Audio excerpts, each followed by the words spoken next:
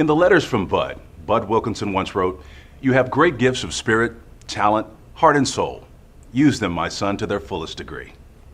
I'm with Jay Wilkinson, one of Bud's two sons, and those words written on that letter really symbolize the type of transformational leader that your father was. And he wrote them to you at a unique time when you were a struggling student at Duke University. Tell us about it.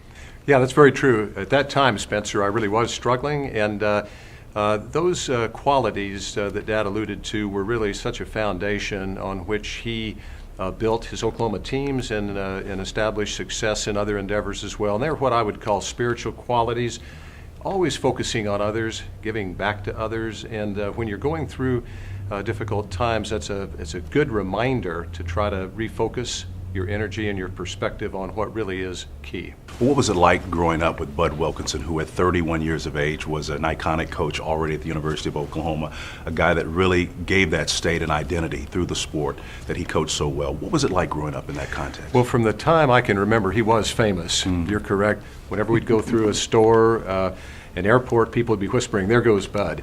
But truly, Spencer, the only difference between my life as a kid growing up and my brother Pat's and other classmates at Norman was the fact that our dad was famous. He was on the cover of Sports Illustrated. He was known nationally on television.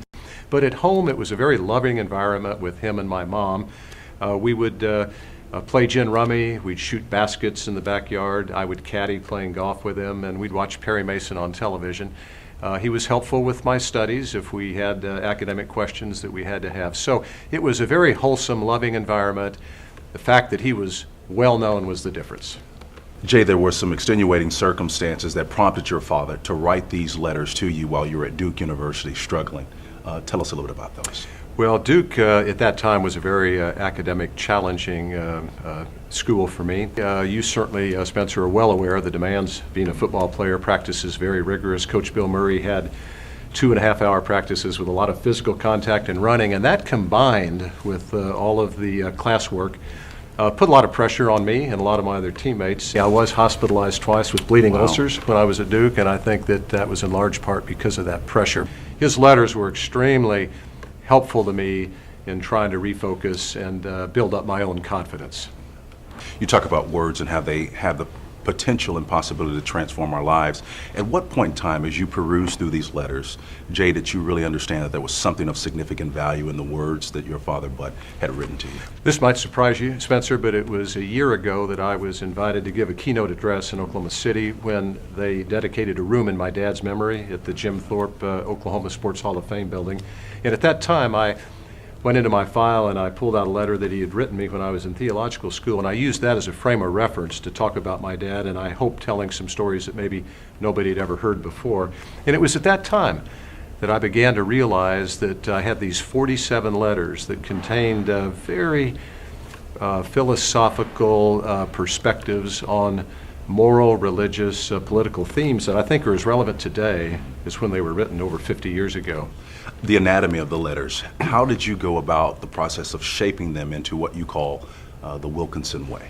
We both know there are so many basic principles and fundamentals that go into being successful, both on and off the field. But as I've reflected on those letters, I have probably compartmentalized them into 4 basic principles and themes: values, attitudes, preparation, and perseverance. And I feel, Spencer, that those were really the foundation on which my dad built the various perspectives that made him successful, not only in athletics, but on all the other endeavors that he was involved in. Well, Jay, as a former player at the University of Oklahoma who spent significant time living in Bud House, I can say it was a pleasure to be a part in any small way of the legacy of your father, and I'm looking forward to watching you carry it on as well. Thank you very so much, much for Spencer. spending time. Thank you. You bet.